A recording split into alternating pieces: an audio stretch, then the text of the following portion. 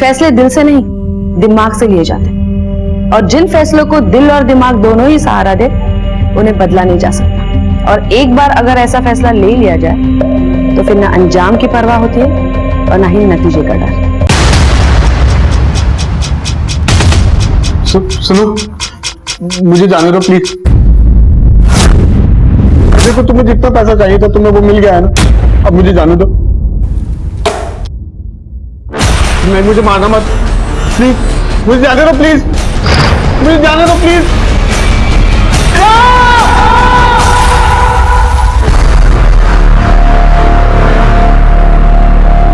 जाइए डॉक्टर साहब।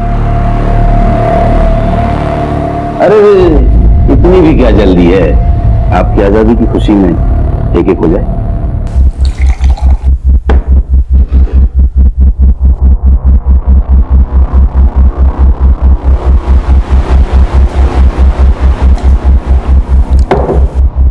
पी ली मैंने, अब जाऊं ना मैं? निकलो।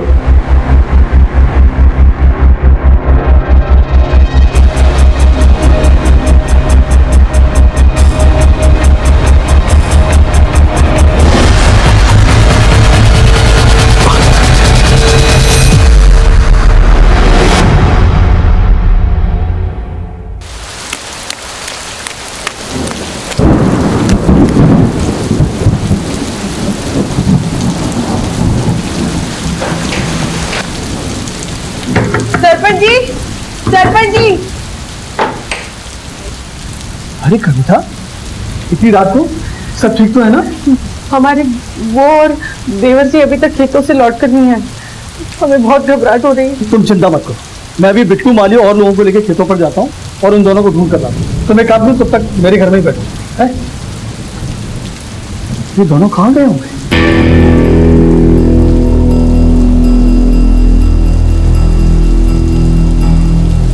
रामपाल, रामपाल भाई कहाँ हो? रामपाल भाई, श्यामपाल जी, श्यामपाल भाई कहाँ हो? रामपाल, रामपाल भाई कहाँ हो? श्यामपाल, रामपाल, कहाँ हो श्यामपाल भाई? रामपाल, रामपाल भाई कहाँ हो? रामपाल भाई, अरे भाई रामपाल गाँव। श्यामपाल भाई, ठीक है रामपाल जी। और ये तो रामपाल है, इसकी तो साथ में नहीं चल रही। निरंजन, पुलिस को फोन लगा। और सुन, मेरे घर से इसकी पत्नी कविता को बुला के ला, उसको वहां कुछ बताना। जा जल्दी से जा।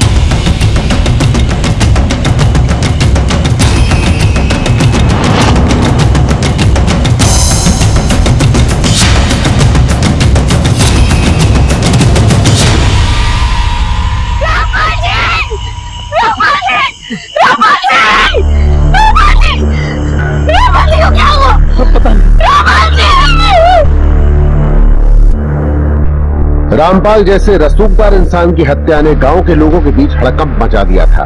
आखिर रामपाल की हत्या किसने और क्यों की थी? रामपाल का भाई श्यामपाल कहां था? क्या रामपाल की हत्या उसी ने की थी या करवाई थी? पुलिस के लिए उलझनों की तो बस अभी शुरुआत थी।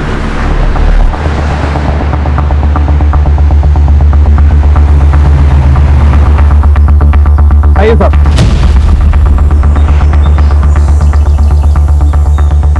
पीछे हटिए आप।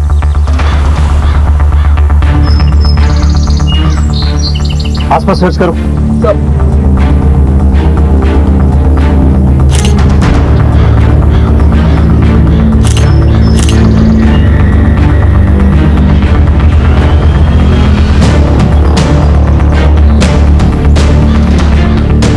इसी रस्सी से इसका गला घोंट के मारा गया, पर बॉडी पर कोई भी स्ट्रगल के निशान नजर नहीं आए।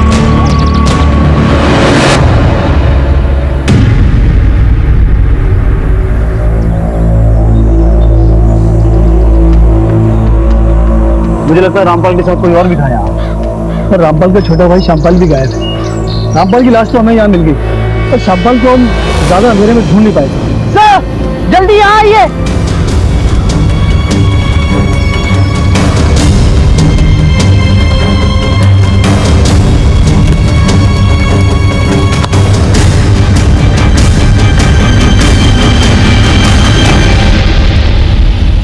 साहब ये तो श्यामपाल है।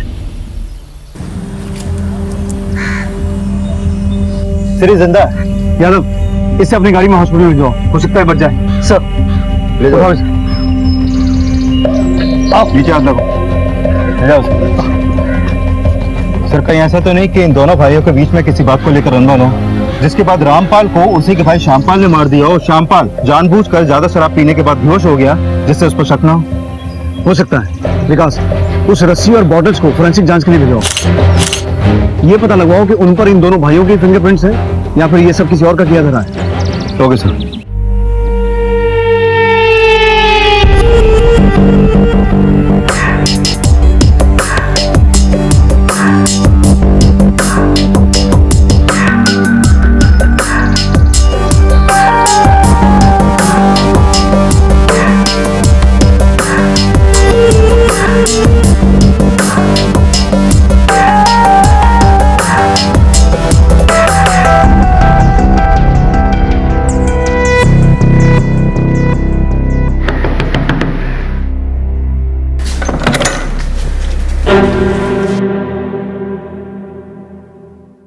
हमको अंदर नहीं बुलाएंगे क्या?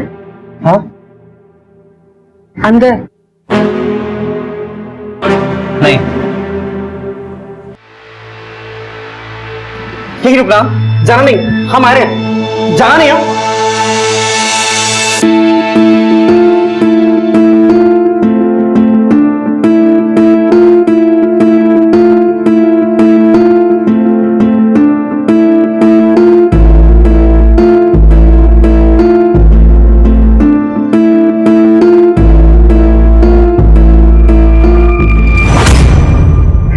हाँ, आप मारो उस पैर से।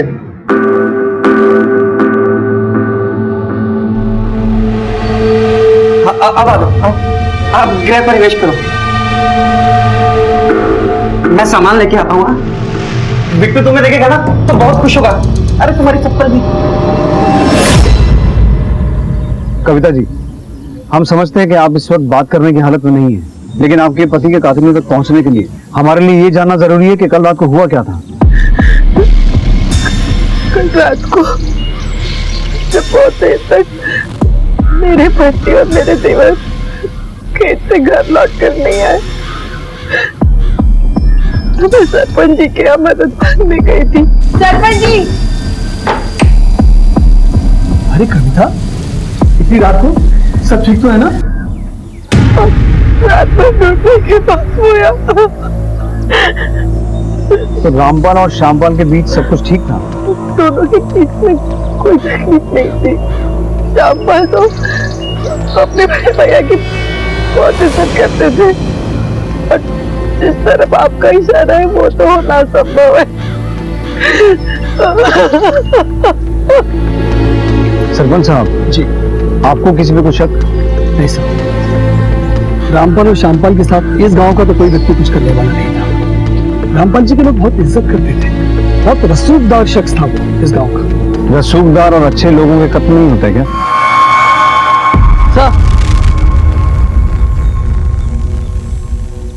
सर ये बंसी है, रामपाल के खेतों का रखवाला।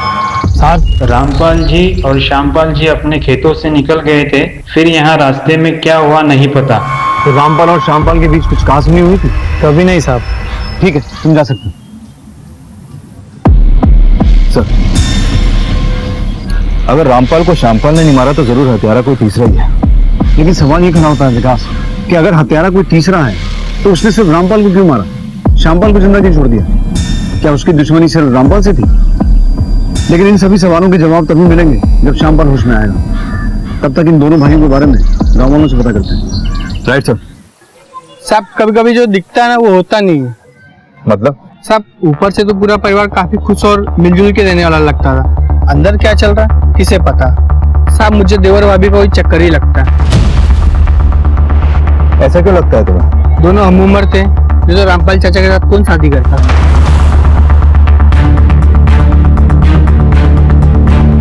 अच्छा, ये रामपाल और श्यामपाल का आपस में रिश्ता कैसा था? श्यामपाल की उम्र 40 साल की हो गई और उसकी भी शादी नहीं हुई। न खुद का घर न खुद का पैसा, उसने अपनी पूरी जिंदगी रामपाल के भरोसे रखी।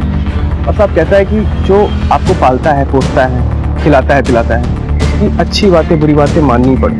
और वैसे भी कौन से दोनों सगे थे? साहब भाइयों के बीच का तो पता नहीं, लेकिन साहब पिछले महीने की बात है। शंभू सिंह की लड़की सिमी का राजेंद्र नाम के लड़के के साथ चक्कर चल रहा था, तो मामला पंचायत में गया। सरपंच जी, ये लड़का दूसरी जाति का है और दूसरी जाति के घर में मैं अपनी बेटी का ब्याह कभी नहीं करूंगा। माफ कीजिएगा सरपंच जी, मैं बीच में बोल रहा हूँ, लेकिन मुझे शंभू की सोच बिल्कुल सही नहीं लगती। उसकी बेटी सिमी अगर इस लड़के से प्यार करती है तो दोनों की शादी करवाने में कोई बुराई नहीं है। लड़का पढ़ा लिखा है, शादी के बाद भी लड़की का ख्याल रख सकता है। तो दोनों बालिग हैं, कानून में अपना फैसला खुद कर सकते हैं। काय का फैसला? हाँ, काय का फैसला? बदनामी तो हमारी होगी ना, तुम्हारा क्या जाता है? बिल्कुल गलत सोच रहे हो। अगर इस लड़की की बदनामी हुई तो सिर्फ तुम्हारी बदनामी नहीं होगी, पूरे गांव की बदनामी होगी। मैं सिर्फ तुम्हारे बारे में नहीं, पूरे गांव के बारे में सोच रहा हूँ। हम रामपाल जी के फैसले के साथ हैं, हम रामपाल जी के फैसले के साथ हैं, रामपाल जी के फैसले के साथ हैं। रामपाल, तुम्हें मेरे घर के निजी मामले में दखल देने का कोई हक नहीं है। रही बात पंचायत की, तो मैं अपने फैसले खुद कर सकता हूँ, किसी की कोई जरूरत नहीं है। चल चल। उसके बाद शंभू सिंह ने सिमी को घर से निकलना बंद करा दिया, लेकिन कुछ महीने के बाद सिमी भाग के राजेंद्र के साथ शादी कर ली। ये शंभू सिंह रहता कहाँ है? हाँ साहब, उधर रहता है। हाँ सर, तो रामपाल को तो अपने काम से काम रखना आता ही नहीं था। वो हर वक्त गांव के हर एक मामले में अपनी टांग अड़ाते रहता था। इसलिए तुमने उसे जान से मार दिया? अरे नहीं साहब, अब ये सब क्या बोल रहे? मैंने किसी को नहीं मारा। तुम कहोगे और हम मान लेंगे। अरे नहीं साहब, हमारे हमने नहीं मारा। हम कल रात को तो घर पे थे। अब चाहे तो हमारी पत्नी से पूछ लीजिए। वो क्या है ना साहब, हमारी बेटी की तबीयत कल से खराब है, हम दोनों जन उसी की देखभाल में लगे थे।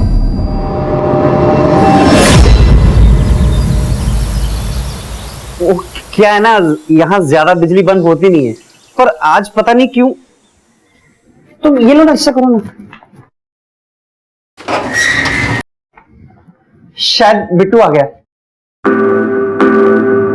बिट्टू अब बिट्टू, वो तुम्हारी मम्मी है, जाओ गले मिलो।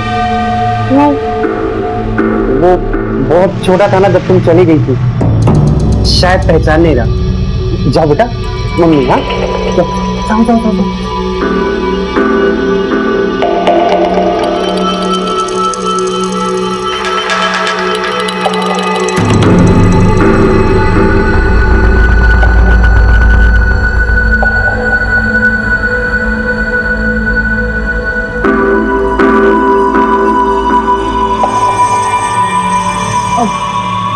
सुनिए ना, वो हमको ना एक मोबाइल फोन चाहिए अभी। बस इतनी सी बात, हम अभी जाके ले आते हैं।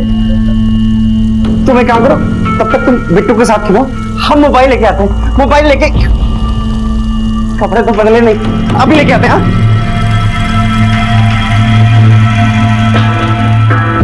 सर, मैंने शंभू के कॉल रिकॉर्ड और फोन लोकेशन डिटेल चेक किए और उसके पड़ोसियों से भी बात की। दोनों से कंफर्म है कि वो मर्डर वाली रात अपने घर पे ही था। विकास, आजकल टीवी और फिल्में देखकर बच्चों को भी पता है कि मोबाइल से लोकेशन को ट्रेस कर सकते हैं। रामपाल का दिया घाव सिमी की शादी के बाद शंभू के लिए नासूर बन गया था। हो सकता है उस रात अपने इसी घाव के इलाज के लिए वो घर से निकला हो। सर, श्यामपाल और कविता ये दोनों कई सालों से एक ही घर में रह रहे हैं। हो सकता है इस मर्डर के पीछे इन देवर भाभी के प्रेम प्रसंग वाला कोई एंगल हो, क्योंकि श्यामपाल और कविता की उम्र लगभग एक ही है, वहीं रामपाल कविता से उम्र में काफी बड़ा है।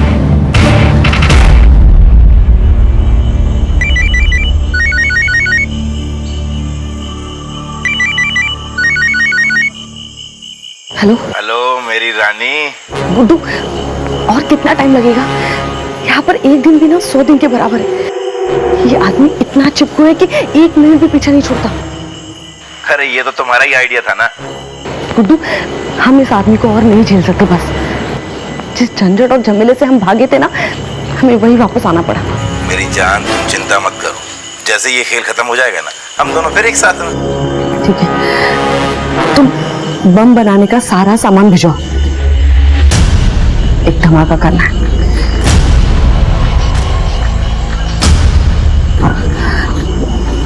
सुनो, लगता है राजेश जग गया, हम बाद में फोन करते हैं, ठीक है? एक तरफ एक संदिग्ध महिला रानी अपने परिवार से कई सालों बाद मिली थी। इतने सालों वो कहाँ रही थी, क्या चल रहा है उसके मन में?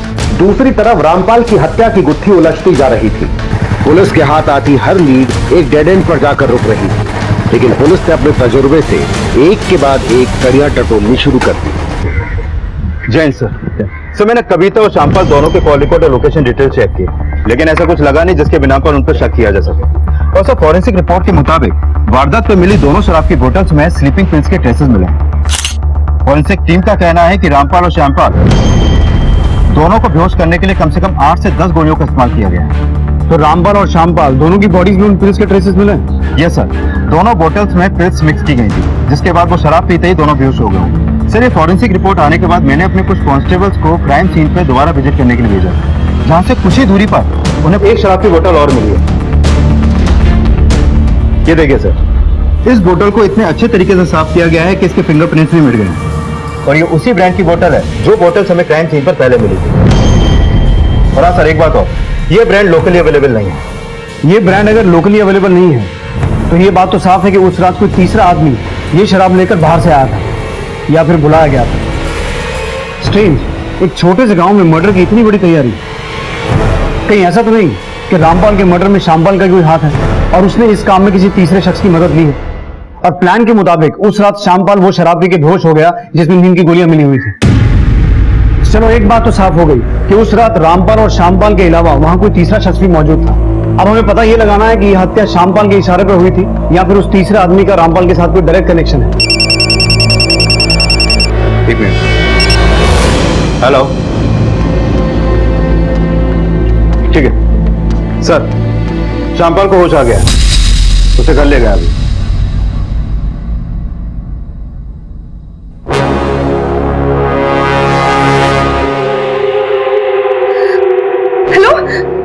हेलो, देखो हमारी बात सुनो। देखो जो कुछ भी हुआ ना उसे भूल जाओ। हम सब कुछ भुलाकर हम तुम्हारे पास वापस आने को तैयार हैं। बार बार फोन करना बंद करो। देखो मैंने अपना फैसला तुम्हें सुना दिया है। अब जरा सी भी शर्म है ना तो चुल्लू पर पानी में जाके डूब मरो। और हमारे बीच में अब कुछ भी नहीं है। और वैसे भी तुम जैसी गिरी हुई औरत के लिए मैं फिर से अपनी बीवी और बच्चे को नहीं छोड़ सकता। रखो फोन और आज के बाद कभी फोन करने की कोशिश मत करना।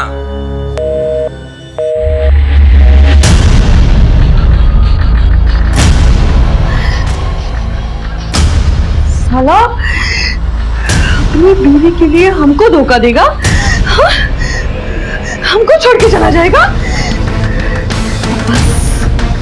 बस बहुत हो गया। साला हम गिड़गिड़ाएंगे नहीं, अब तो ना हम बस उड़ाएंगे। अब उड़ाएंगे,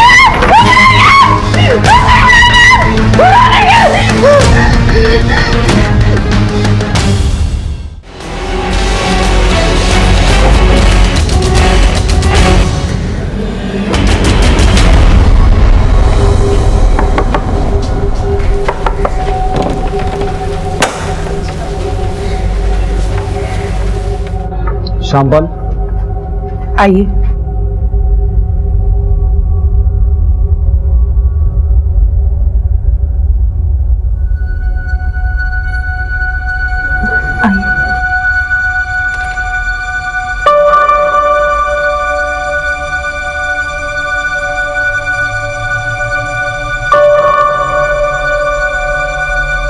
श्यामपाल, इंस्पेक्टर साहब मिलने आए।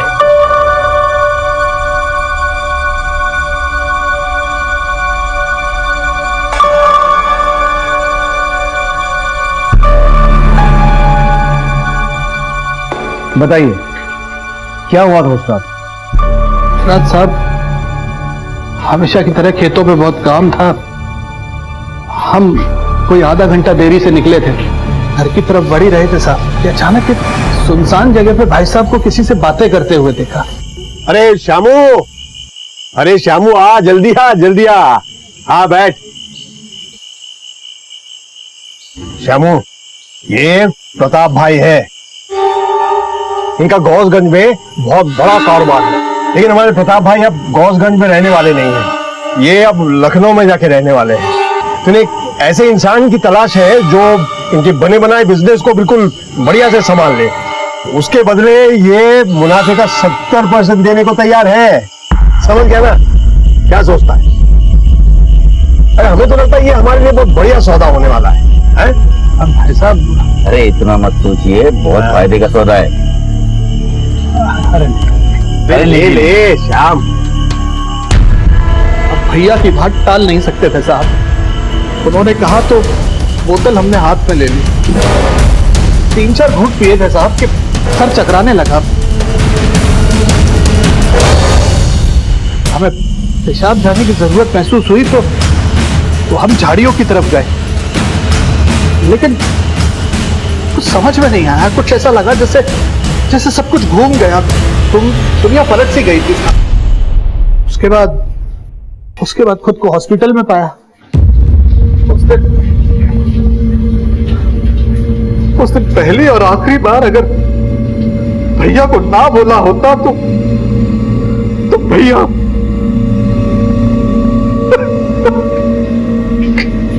आपने उस आदमी का चेहरा देखा था? नहीं साहब, उसने गमछा लपेटा हमारे। तो श्यामपाल, ऐसा भी तो हो सकता है कि तुम अपने बड़े भाई की गुलामी करते करते थक गए थे, आजादी चाहते थे। वैसे भी तुम दोनों भाइयों का रिश्ता सौतेला ही था। आप अब में शक कर रहे हैं साहब? हम शक क्यों ना करें? उस कातिल ने सिर्फ तुम्हारे बड़े भाई को मारा, तुम्हें सिर्फ बेहोश करके छोड़ दिया। और हैरानी की बात है कि तुमने उस आदमी के साथ बैठ के शराब पी, लेकिन उसका चेहरा तुमने नहीं देखा। तो ऐसा क्यों नहीं हो सकता कि तुम्हारी नजर अपने बड़े भाई की प्रॉपर्टी और उसकी बीवी पर थी? क्यों? यही प्लान था ना तुम दोनों का? प्लान? कौन सा प्लान? हम रामपाल जी से बहुत प्यार करते थे और मरते दम तक करते रहेंगे। रामपाल जी के साथ अगर किसी ने हमारा नाम भी सुन लिया तो गांव में जीना मुश्किल हो जाएगा हमारा। हम रामपाल जी को कभी धोखा नहीं दे सकते थे। उन्होंने हमारा हाथ उस वक्त थामा था तो पूरी दुनिया हमारे हाथ से छूट चुकी थी। एक बेबस विधवा की मांग में सिंदूर भरा था, मुझे दोबारा सुहागन बनाया था। हमारे भैया हमारे पिता के समान थे साहब। पहली भाभी की मौत के बाद उन्होंने खुद को काम में डुबो सा लिया था। ये जो कुछ भी आप देख रहे हैं ना साहब, ये सब हमारे भैया ने अपनी कड़ी मेहनत से हासिल किया। चलो उनका तो समझ में आता है, लेकिन तुमने शादी क्यों नहीं की? कविता के लिए? कैसी बातें कर रहे हैं साहब? हमारे और हमारे भाभी के बीच में कभी कुछ नहीं था और नहीं हो सकता है साहब। भाभी ही क्या, किसी भी लड़की के साथ हमारा कभी कुछ नहीं हो सकता था, क्योंकि हम किसी औरत के लायक नहीं है साहब। फिर नई कहानी? सर, ये रामपाल की पोस्टमार्टम रिपोर्ट। इस रिपोर्ट से साफ हो गया है कि उसकी बॉडी में शराब के साथ साथ नोलेन सिम नाम की स्लीपिंग पिल्स भी काफी मात्रा में मिली हुई थी, जिसकी वजह से रामपाल अनकॉन्शियस हो गया और फिर हत्यारे ने रस्सी की मदद से उसका गला घोंटकर उसको मार डाला। सर, इस रिपोर्ट के हिसाब से उसकी मौत 8 जुलाई की रात 12 से 2 बजे के बीच हुई थी। सर, मैं भी आपको एक बात बताना चाहता हूँ। सर, आज से 6 महीने पहले मैं मुरादाबाद में पोस्टेड था, जहाँ पर डॉक्टर अवस्थी का मर्डर केस आया था। डॉक्टर अवस्थी को किडनैप करके उनका मर्डर कर दिया गया था। सब वो मर्डर और ये मर्डर एक तरीके से किए गए। सेम ब्रांड की दारू यूज की गई है, सेम स्लीपिंग पिल्स यूज की गए हैं, और तो और गले पे जो रस्सी है उसका नॉट का तरीका भी सेम तरीके से बांधा गया है। सर, इतनी सारी बातें इत्तेफाक तो नहीं हो सकती ना। सर, उस केस में हमने संदीप सिंह को और उसके गैंग को अरेस्ट किया था। Good observation Yadav. एक काम करो, मुरादाबाद पुलिस डॉक्टर अवस्थी के मर्डर केस की फाइल यहाँ मंगवा लो, देखते हैं हमारे यहाँ क्या लगता है। सर, पुलिस कांस्टेबल यादव की सतर्कता ने इस केस को एक नई दिशा दी थी। क्या उसका शक सही था या फिर रामपाल की मौत के पीछे कुछ और ही राज दफन थे? दूसरी तरफ रानी किस धमाके की साजिश में लगी थी? ये दिवाली नहीं है जो पटाखे फोड़ने, बड़ा धमाका कर रहा है, बहुत बड़ा धमाका। इसलिए अब तुम हमको ये बताओ कि सामान क्या क्या चाहिए। क्या सिर्फ आधा किलो बस होगा? हाँ, और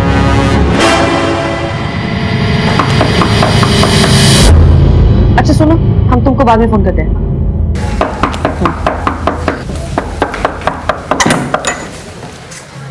काफी देर से खटखटा रहा था, क्या कर रही थी? तुमसे मतलब? नहा रहे थे हम, कोई तकलीफ? नहीं नहीं, तकलीफ कैसी, अब तो तुम घर आ गई हो, मेरा मतलब अपने घर आ गई हो। तुम एक काम करो, तुम आराम से बैठो, मैं तुम्हारे लिए चाय बना के लाता हूं। हाँ, और हाँ, वो काफी अच्छी लग रही हो।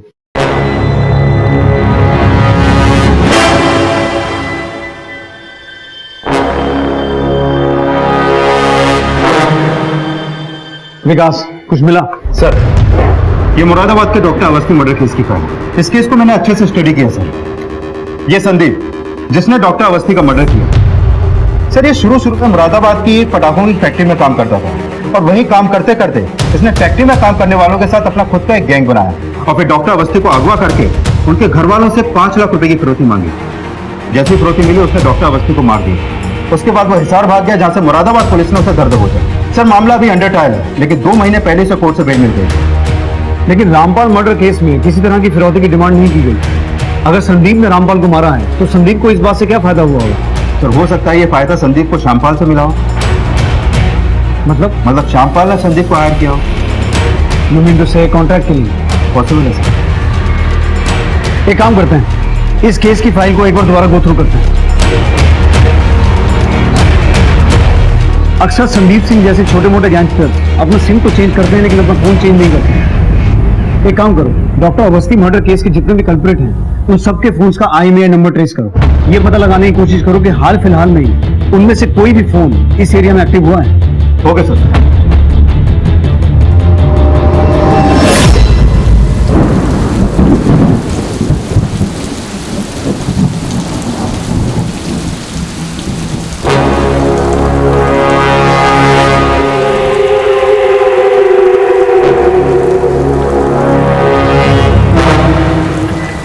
सब माल बराबर है? हाँ सब बराबर है।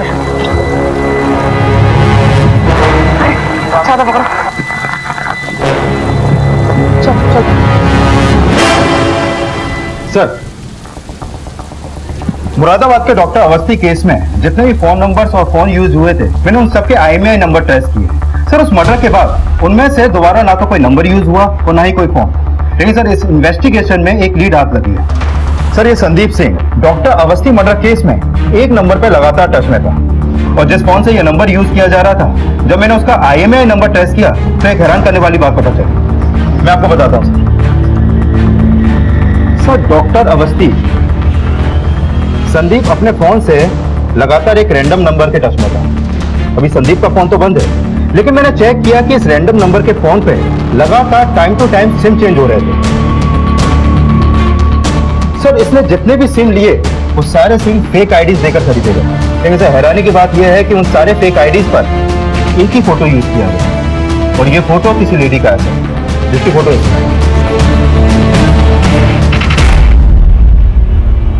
और सर रामपाल के मर्डर के वक्त भी ये फोन आदमपुर में एक्टिव था जहां पे रामपाल का मर्डर हुआ। विकास, तुमने एक बात नोट की, मुरादाबाद मर्डर केस के वक्त संदीप के फोन और इस फोन की लोकेशन कई बार सेम रही है। जो भी इस फोन का इस्तेमाल कर रहा है वही हमारा प्राइम सस्पेक्ट है। विकास, इस औरत की फोटो दिल्ली, हरियाणा, मध्य प्रदेश, यूपी और बिहार पुलिस में सर्कुलेट करवाओ और पता लगाओ कि इसकी असली पहचान क्या है। Okay sir. एक तरफ जहां रानी अब आदमपुर पुलिस की हिट लिस्ट में थी, वहीं दूसरी तरफ वो किसी बड़ी साजिश को अंजाम देने में लगी थी। एक सीधी सादी दिखने वाली महिला का एक गैंगस्टर संदीप सिंह से क्या संबंध था? क्या रामपाल की हत्या में उसी का हाथ था? अब वो क्या करने वाली है? क्या पुलिस वक्त रहते उस तक पहुंच पाएगी?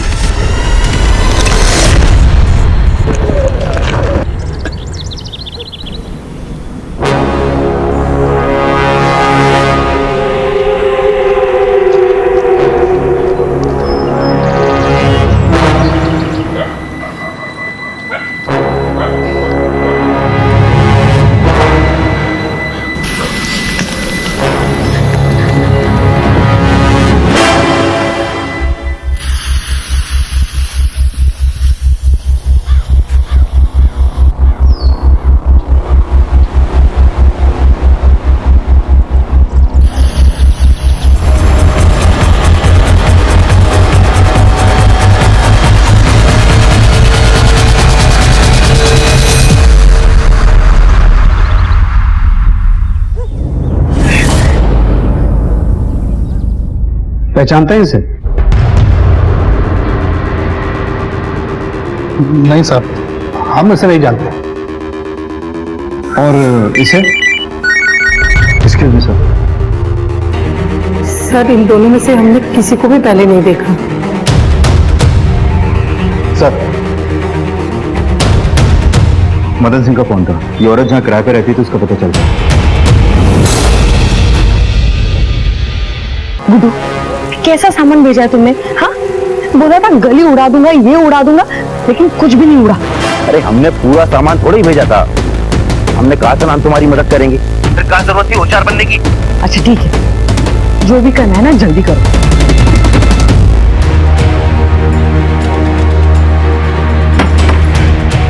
यही घर बताया था ना? हाँ सर, घर तो यही है। सर, ये आदमी यहाँ बगल में रहता है। यहाँ जो लोग रहते थे, आप उन्हें पहचानते हैं? हाँ, शंकर और रानी भाई। ये रानी है? हाँ, ये रानी। ये शंकर है? नहीं नहीं, ये शंकर नहीं है। तो यहाँ जो आदमी रानी के साथ रहता था उसका स्केच बनवा सकते हैं? नहीं साहब, इतना बार तो वो लड़के को देखा भी नहीं है। ठीक है, शुक्रिया। विकास, इसका मतलब है यहाँ संदीप अपना नाम बदल के नहीं ले रहा था, ये शंकर कोई और ही है।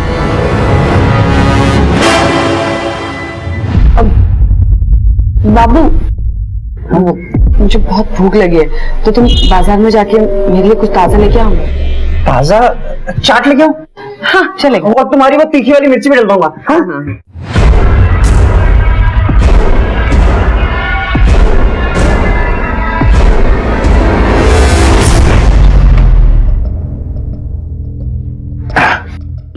क्या हाल है मेरी जान? कैसी गुजर रही है रातें अपनी पुराने पति के साथ? अच्छा, हमने आपको बोला था वो सामान लाने के लिए, बुलाया? ये रहा वो सामान। अब तुम्हें धमाका करने से कोई नहीं रोक सकता। अब मेरा बदला जरूर पूरा होगा। सर, रामपुर के पुरानागंज थाने से फोन था। रानी की फोटो उनके थाने में एक बहुत पुरानी दर्ज हुई मिसिंग कंप्लेंट से मैच होती है, और ये रिपोर्ट उसके पति ने दर्ज करवाई। पति ने? हाँ सर। क्या नाम है उसके पति का? राजेश।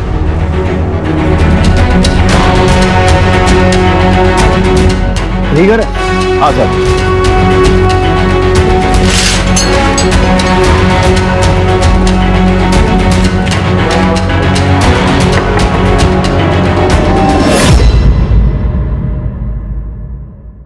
जी कहिए। हमें आपकी पत्नी रानी के बारे में कुछ बात कर।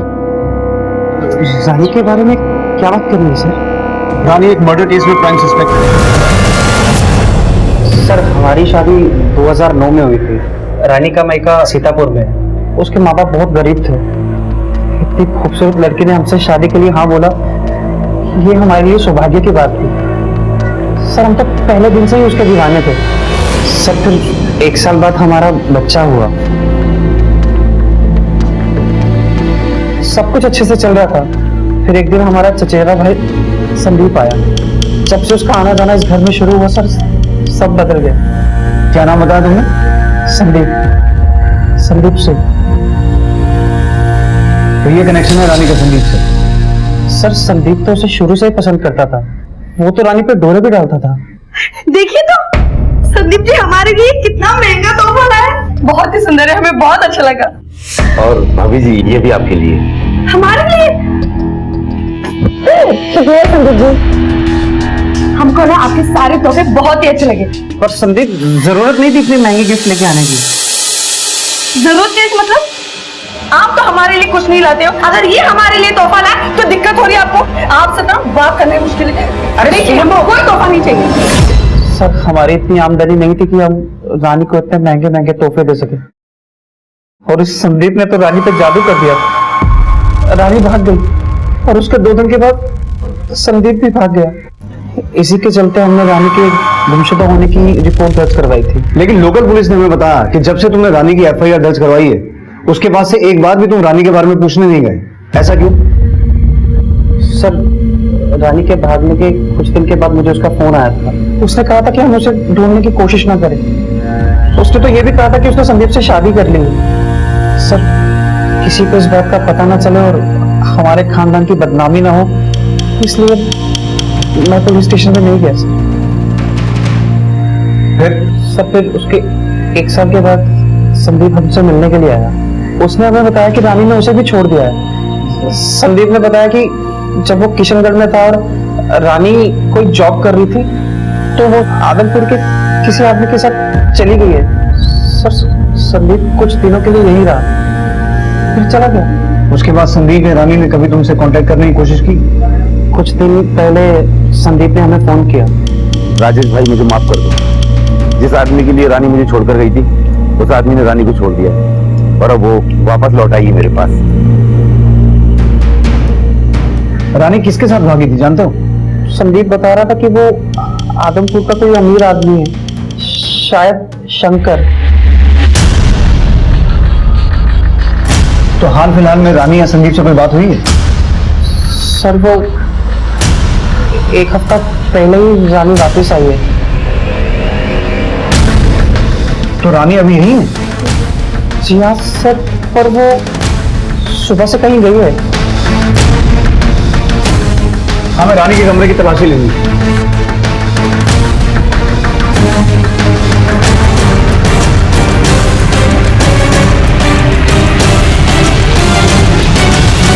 तेरे तो घंटा उठा बारूद, रानी बॉम्ब बना रही है। ये बॉम्ब बनाने का सामान किसी बड़ी साजिश की तरफ इशारा कर रहा है। सर संदीप मुरादाबाद में किसी पटाखा फैक्ट्री में काम करता था, जरूर उसी ने यह सारा सामान रानी को लाकर दिया होगा। इसका मतलब है रानी और संदीप कुछ बड़ा प्लान कर रहे हैं। राजेश, रानी की जिंदगी में आजकल क्या चल रहा था? किससे मिलती जुलती थी? कोई ऐसी खास बात? मिलने जुलने का मुझे पता नहीं, पर हाँ मैंने उसे एक फोन लाके दिया था, बस वो उसी पे किसी से बात करती है बस। मुझे रानी का वो नंबर चाहिए। जी सर। बोलिए सर वो नंबर है 9820। इस नंबर की करंट लोकेशन निकलवाओ और पता करो वो किससे बात करती थी। इससे पहले रानी और संदीप अपने प्लान में कामयाब हों, हमें हर कीमत पर उन तक पहुंचना है। Okay sir. राजेश से मिली जानकारी ने इस केस को एक पक्की दिशा दे दी थी, लेकिन इन सब का रामपाल की हत्या से क्या लेना देना था? पुलिस ने रानी के नंबर को तुरंत ट्रेस करना शुरू किया। जिस मिशन को अंजाम देने के लिए रानी निकली थी उसे रोकना एक बड़ा चैलेंज था और पुलिस ने उस चैलेंज को स्वीकार किया था।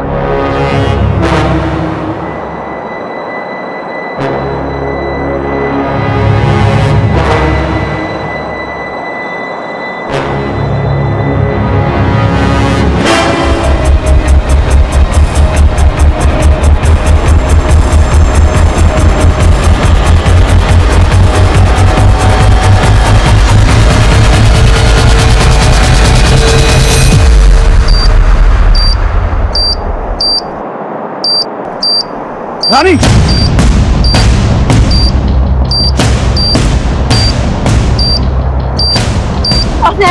बॉम्ब नीचे रख। रानी बॉम्ब नीचे रख। बॉम्ब नीचे हमारे पास ही है ना, हम बता रहे हैं, हम बटन दबा देंगे। बॉम्ब नीचे रख। पास ही है ना, हम बटन दबा देंगे। छोड़ो, हम बटन संगति को तो छोड़ेंगे नहीं हमारा। मैं जानता था तुझ जैसी औरत कभी अपनी जान खतरे में नहीं डालेगी। अब ये बता तेरा साथी कहाँ है संदीप? तेरा साथी कहाँ है संदीप? बोल।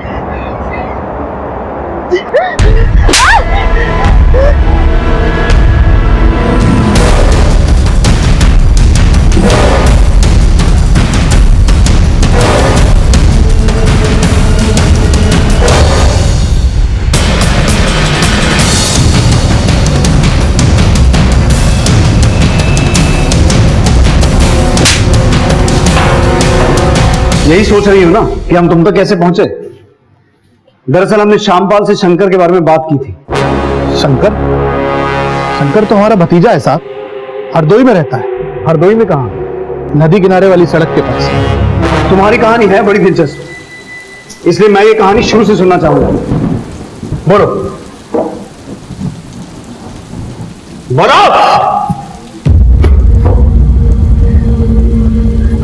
आदमपुर में शंकर के पास हमको काम मिल गया था। संदीप हमको अक्सर वही मिलने आया करता था। तब हम समझ गए कि हमको संदीप में कोई दिलचस्पी नहीं, क्योंकि वो सिर्फ पैसा होने का दिखावा करता था। असल में उसके पास कोई पैसा नहीं था। तो इसीलिए तुमने शंकर को चारा डालना शुरू किया कि क्योंकि उसके पास बहुत पैसा था। हाँ, शंकर हमको अच्छा लगा और उसको रिझाने में हमको ज्यादा तकलीफ नहीं हुई।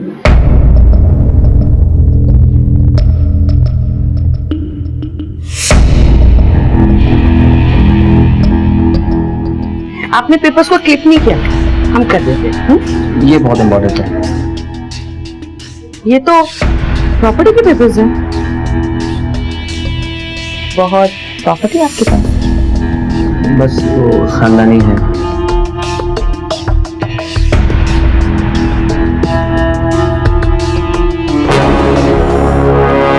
और जब अगली बार संदीप हमको मिलने आया तब हम उसको शंकर के बारे में सब कुछ बता दिए। लेकिन फिर कुछ सालों बाद शंकर ने रानी को छोड़ दिया। शंकर के छोड़ने के बाद हम फिर से सड़क पर आ गए थे, इसलिए हम वापस संदीप के पास मुरादाबाद चले गए। जब रानी हमारे पास वापस लौट कर आई तब तक वो पूरी तरह से अय्याशी में डूब चुकी थी। उसे दिन रात कुछ ना कुछ चाहिए था। हमारी इनकम तो शंकर के बराबर नहीं थी, इसलिए उसके सारे शौक पूरा नहीं कर पाए। लेकिन सच कहें तो हमें भी ऐसी कीड़े मकोड़े वाली जिंदगी से नफरत थी, इसलिए हमने एक दिन डॉक्टर अवस्थी को अगवा किया ताकि मोटे पैसे छाप सकें। एक तो तूने डॉक्टर अवस्थी से फिरौती का पैसा लिया और फिर उनको मार भी दिया। क्यों?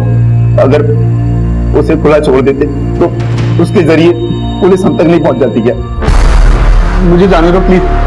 मेरे घर पर मेरे बीवी बच्चे मेरा इंतजार कर रहे होंगे। आपकी आजादी की खुशी में एक हो जाए।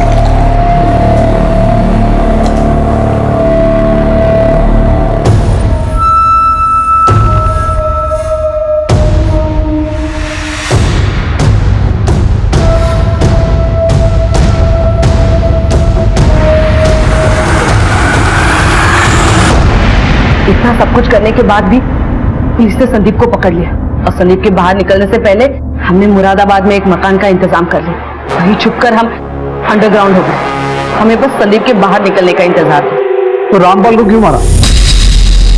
अब ये मत बोलना कि नहीं मारा, क्योंकि जिस जगह रामपाल का मर्डर हुआ था तुम्हारा फोन उसी एरिया में एक्टिव था।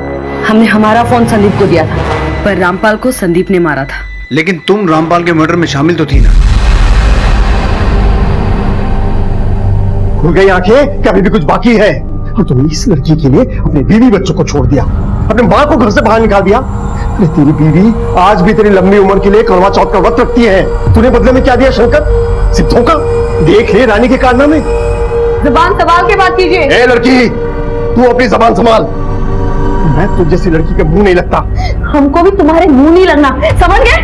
चलो निकलो। मेरी बात निकलो। ताऊ जी बिल्कुल ठीक कह रहे हैं। साला मैं तुम्हारे प्यार में अंधा हो गया, मुझे तो पहले ही समझ जाना चाहिए था कि ना तुम अपने पति की हो सकी ना बच्चों की, तो मेरी क्या होगी। इससे मैंने तुम्हें धक्के देके बाहर निकाल दूं। निकल जाओ यहाँ से। मेरी बात सुनो। मेरी बात तो सुनो। आज के बाद अपनी शक्ल मत दिखाना मुझे। शंकर ने अपने ताऊजी रामपाल की बातों में आकर रानी को छोड़ दिया। तभी से रानी घायल नागिन की तरह हो गई थी। उसने हमें छोड़ दिया, हमें ठोकर मारी। आज तक किसी मर्द ने हमें ठोकर नहीं मारी। उसकी इतनी औकात क्यों? क्या कर रही हो? अरे चुप करो, पागल हो क्या? हम उसे छोड़ेंगे नहीं। हाँ नहीं छोड़ेंगे छोड़ेंगे नहीं, हम उसे नहीं छोड़ेंगे, आराम से। और हमारी बात सुनो, तुम जैसा कहोगी हम वैसा करेंगे। बाबू, तुम हमारा एक काम करोगे? हाँ? क्या? तुम रामपाल को मार दो। रानी हमारे साथ अपराध की दुनिया में कदम रख चुकी थी, इसलिए हमने उसका साथ दिया। और सिर्फ उस रात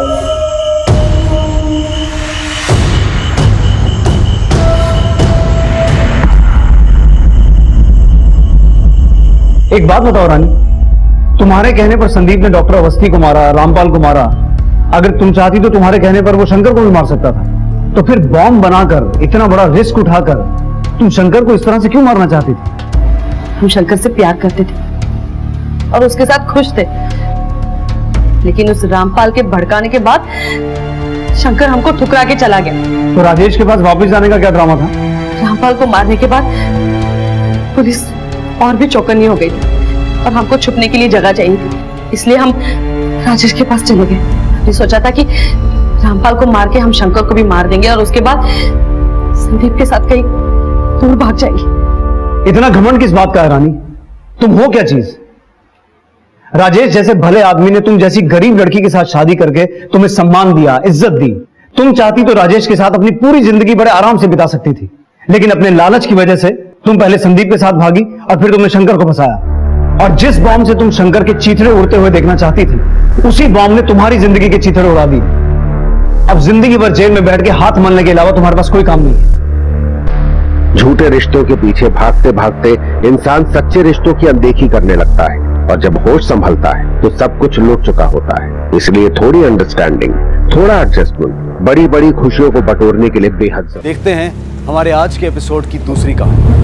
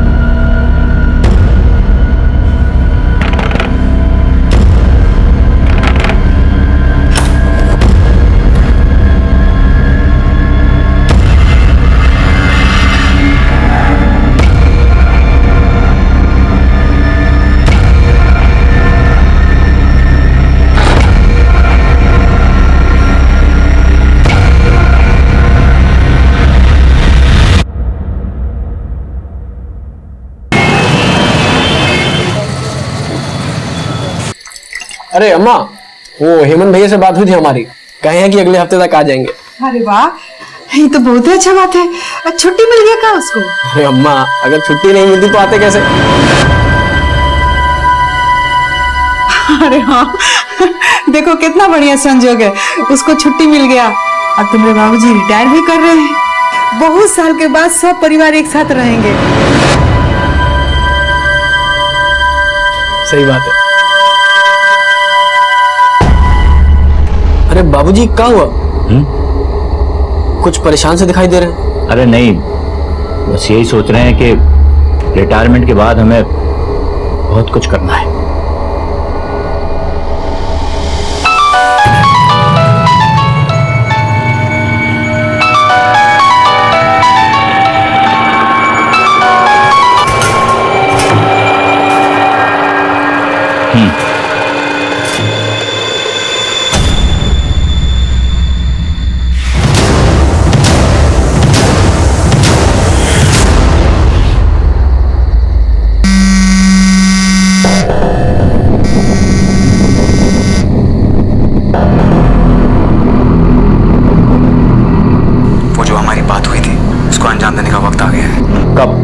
इसी वक्त।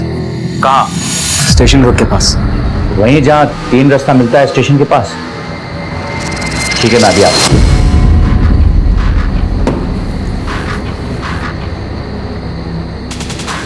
इतना रात को तैयार होकर कहाँ जा रहे हैं? एक काम है, कोशिश करेंगे कि थोड़ा जल्दी आ जाएं। बाकी इतना रात में? अरे काम है तो क्या करें?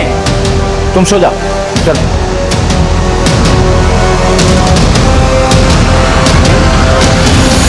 The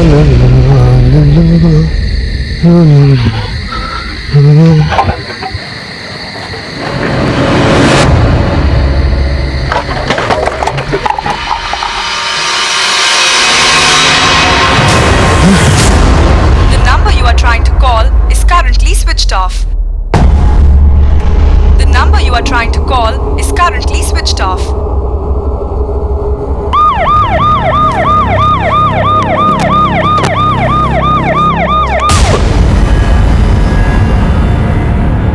बॉडी पे 3 गोलियों के निशान है। गोलियां बहुत नजदीक से मारी गई हैं, पॉइंट ब्लैंक रेंज। शायद रिवॉल्वर से शूट किया गया है। और कुछ आईडी वगैरह चेक करता हूँ सर।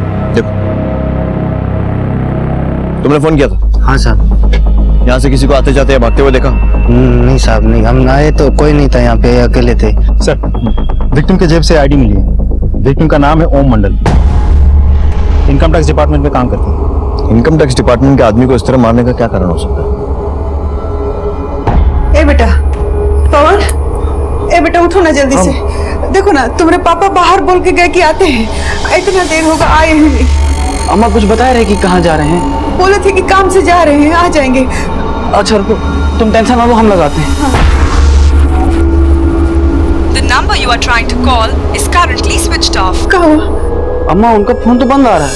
अच्छा वो काम करो, पापा जहाँ काम करते हैं ना, उस साथ में लोग जो काम करता है, वो लोग को फोन करके पूछो तो कहीं उन लोगों को कुछ पता हो।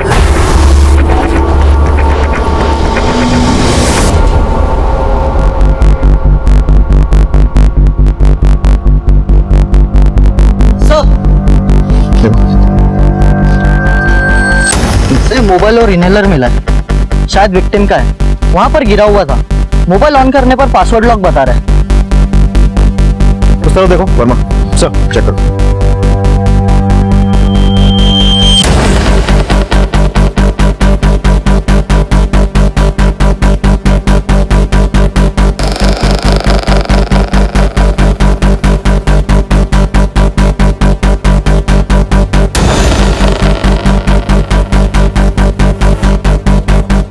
बाकी लोग भी यहीं आसपास होंगे। पूरे एरिया में अच्छे से छानबीन करो।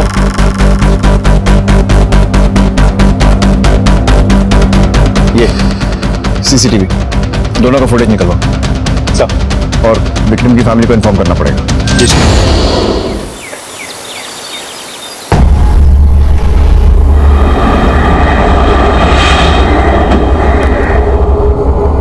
अभी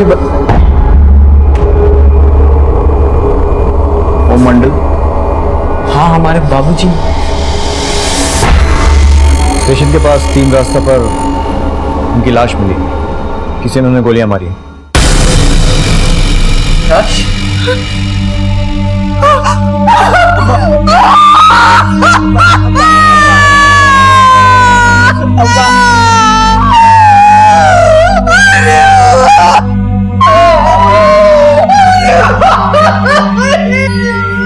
ये कुछ सामान हमें क्राइम सीन से मिले हैं।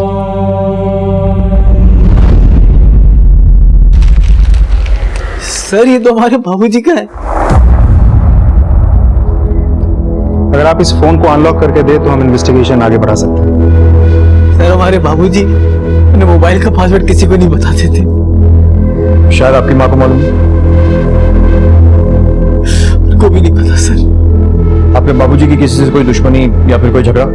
नहीं सर, हमारे बाबूजी तो बहुत साधारण आदमी थे, कि किसी से दुश्मनी तो छोड़िए, उन्हें कभी किसी से ऊंची आवाज में बात तक नहीं की होगी। वो इनकम टैक्स डिपार्टमेंट में थे, तो ऑफिस तो 6 बजे तक बंद हो जाता होगा। इतनी रात को बाहर क्या कर रहे थे? अरे वो कभी घर से बाहर नहीं जाते थे, रात को पता नहीं किसका फोन आया, चले गए।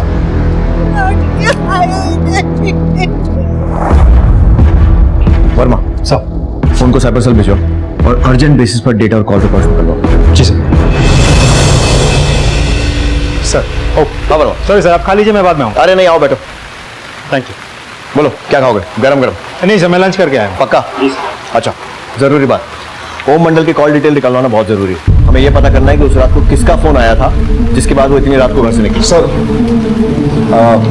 सॉरी सर, मैंने आपको डिस्टर्ब किया सर। नहीं बोलो सर, हमने उस जगह काफी लोगों से बातचीत की है, लेकिन किसी ने ना कुछ सुना है ना देखा है। और हाँ सर, क्राइम स्पॉट पे 2 सीसीटीवी फुटेज में से एक कैमरे का फुटेज तो करप्ट निकला है और दूसरे कैमरे का फुटेज ये रहा।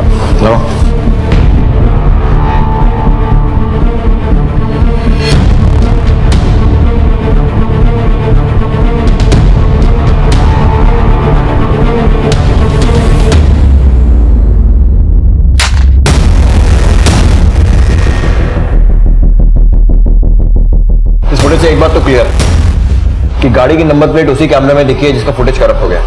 उस फुटेज को फौरन आईटी सेल भेजो और उनसे बोलो किसी भी हालत में उसे रिकवर करें। गाड़ी का नंबर मिलना बहुत जरूरी है। जिस तरीके से इस हत्या को अंजाम दिया गया है, 38 mm Italian revolver, professional killers, बहुत सोच समझ कर ओम मंडल की हत्या की गई। ढूंढ निकालो। बाबूजी की पार्टी को आने में 2 घंटे और लगेंगे। मैंने और भी लोगों से बोल दिया है,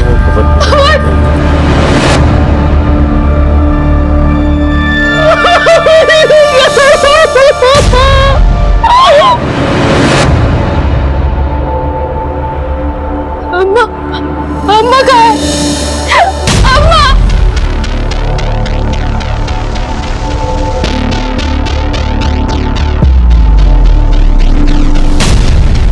सर हम 3 भाई बहन, हेमंत भैया सबसे बड़े। उनकी शादी 4 साल पहले ही अंजलि भाभी से हो गई थी। हेमंत भैया गुजरात में कॉटन मिल में काम करते। अंजलि भाभी का मायका यही है, तो वो मायके आई हुई थी। जैसे ही उनको खबर मिली वो तुरंत घर आ गई। हेमंत अभी कहाँ है? सर वो भी आ रहे हैं रास्ते में। और तुम्हारी बहन? सर प्रिया, वो तो अपने पति के साथ घर आ चुकी है। उसका पति सुमित इंश्योरेंस एजेंट है। तुम्हारी शादी नहीं हुई? नहीं सर, लेकिन हमारी सगाई हो चुकी है। बाबूजी ने ही नेहा को हमारे लिए पसंद किया। सब कुछ अच्छा चल रहा था, जाने किसकी नजर लग गई। चिंता मत करो, तुम्हारे पिता के हत्यारों को बहुत जल्दी खोज निकालेंगे। फिलहाल घर जाओ, जरूरत पड़ी तो दोबारा बुलाएंगे। जी सर।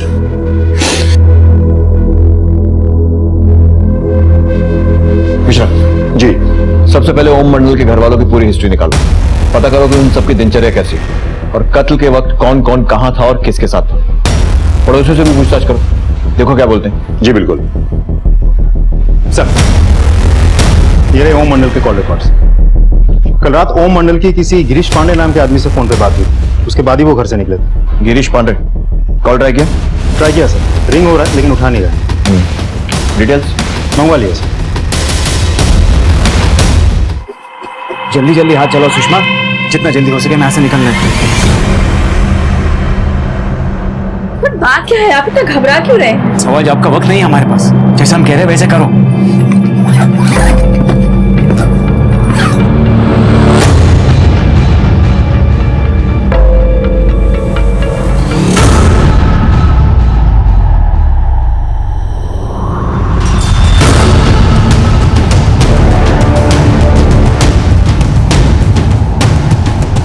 ओम मंडल की अचानक हुई हत्या ने छोटे से मुंगेर शहर में बहुत बड़ी सनसनी फैला दी थी।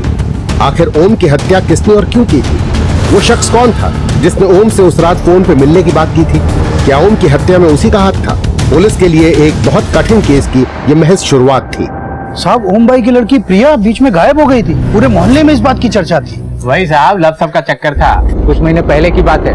प्रिया बिना किसी को बताए हुए अपने बॉयफ्रेंड सुनील के साथ भाग गई थी। मैं कहता हूँ निकलो यहाँ से, चलो। शर्म नहीं आई तुझे? पूरे समाज के सामने हमारी इज्जत पे गोबर पोत दिया तूने। पर बाबूजी, सुमित में खराबी क्या है? हम प्यार करते हैं एक दूसरे से। बाहर में जाओ तुम और तुम्हारा प्यार। चलो निकलो, मैं कहता हूँ निकलो यहाँ से। और देखिए, सब हम ही को देख रहे बाबू। अब जो हो गया वो होता बदल नहीं सकते ना बाबूजी। आशीर्वाद दे दीजिए। अरे बाहर में गया तू और तेरा आशीर्वाद। पता नहीं किस गंदी नाली के कीड़े के साथ प्यार रचाया तूने। न नाम देखा न खानदान।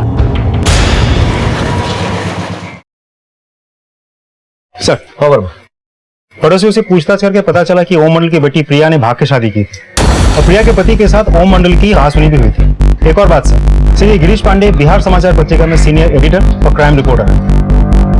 अब समझ में नहीं आ रहा है इस गिरीश पांडे के साथ ओम मंडल का क्या कनेक्शन हो सकता है। वो तो ये गिरीश ही बता सकता है। उसको थाने लेकर आओ। और ये प्रिया का हस्बैंड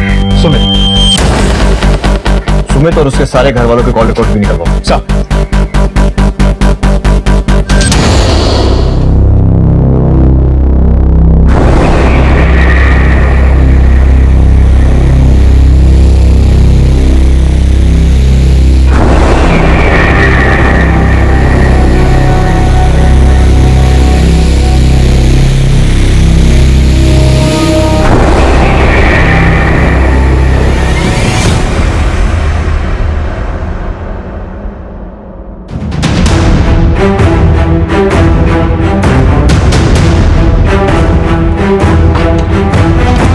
यहाँ तो लॉक लगा हुआ है। पड़ोसियों से पूछताछ करते आओ। जी बिल्कुल। सुनिए सर। जी सर। गिरीश पांडे यहीं रहते हैं ना? जी सर, रहते तो यहीं पे हैं। आपको जानते हैं इनके बारे में? दोनों साथ में निकले अभी थोड़ी देर पहले, और उनके साथ में बहुत सारा सामान था। कैसे गए? बाइक से गए, गाड़ी से गए? कोई नंबर वगैरह देखा आपने? नहीं सर, देखा तो नहीं है। जाते वक्त कुछ जिक्र किया था उन्होंने? फ्लाइट से जाएंगे, ट्रेन से, बस से? नहीं सर, कोई जिक्र नहीं किया उन लोगों ने। Thank you. Okay sir. Control room से तुरंत कोऑर्डिनेट करो और पता करो इस गिरीश का मोबाइल लोकेशन क्या है। जी बिल्कुल। हाथ से निकलना नहीं चाहिए। जी बिल्कुल। गिरीश का लोकेशन बस स्टैंड के पास का है। एक मिनट और आगे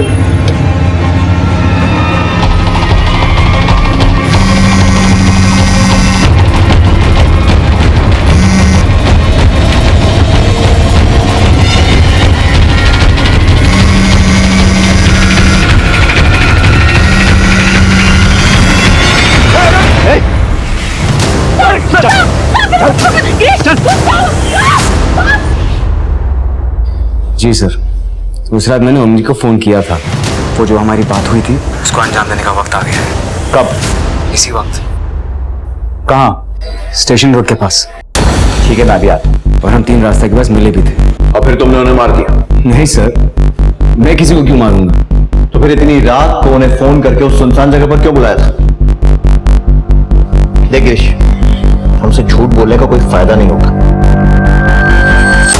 हमें न्यूज ब्रेक करने के बारे में भले ही कुछ नहीं मालूम, लेकिन हड्डियां ब्रेक करने के मामले में हमारी मास्टरी है। सर, ओम जी के पास अपने डिपार्टमेंट की एक बहुत बड़े स्कैम की इंफॉर्मेशन थी जो मेरे साथ शेयर करने वाले थे। उनका कहना था कि इस स्कैम में काफी बड़े नाम भी इन्वॉल्व हैं। मामला संजीदा था, इसलिए किसी सुनसान जगह पर मिलने की बात हुई थी। तो क्या इंफॉर्मेशन शेयर की उन्होंने? कुछ नहीं सर, वो बस मुझसे मिले और कहे कि फिलहाल उनके जान को खतरा है, कोई उनका पीछा कर रहा है और हमारी अगली मुलाकात में मुझसे सारी इंफॉर्मेशन शेयर करें। अगर तेरी बात छोटी निकली ना, तो जिस अखबार के लिए काम करता है ना, उसकी अगली हेडलाइन तेरे नाम की हो। अभी जाने दे रहा हूं, लेकिन शहर छोड़कर मत जाना।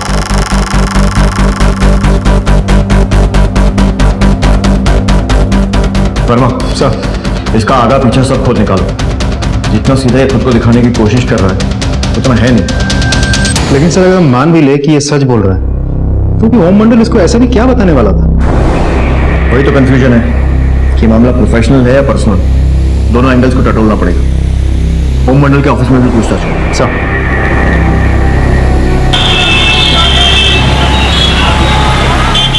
सर, ओम साहब तो बहुत अच्छे इंसान थे, बिल्कुल हीरे जैसा दिल था उनका। सर, ये क्या कर रहे हैं? अरे तुम्हारी सास की दवा के काम आएंगे। लेकिन सर, मैं आपसे पैसे कैसे ले सकता हूँ? तुम मेरे बेटे की तरह हो, ले सकते हो, रख लो। क्या ओम मंडल ने तुम्हारे सामने कभी किसी स्कैम का जिक्र किया था? नहीं सर, ऐसा कभी भी नहीं कहा उन्होंने कुछ। ठीक है सर, मैंने ओम जी के और भी कलीग से बात की है, लेकिन किसी के मुंह से किसी तरह के स्कैम के बारे में नहीं सुना सर। अच्छा, बाकी कलीग से बात करके देखते हैं, किसी ने कुछ तो सुना होगा। जी बिल्कुल।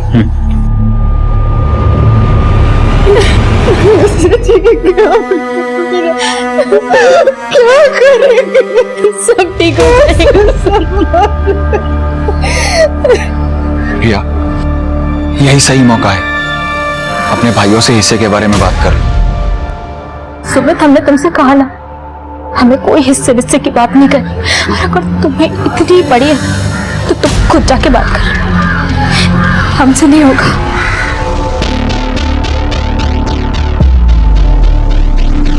कमरे में चलिए।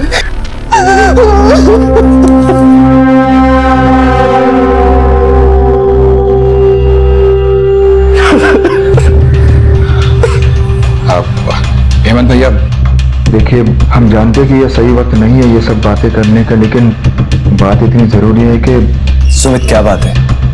खुल के साफ साफ बोलो।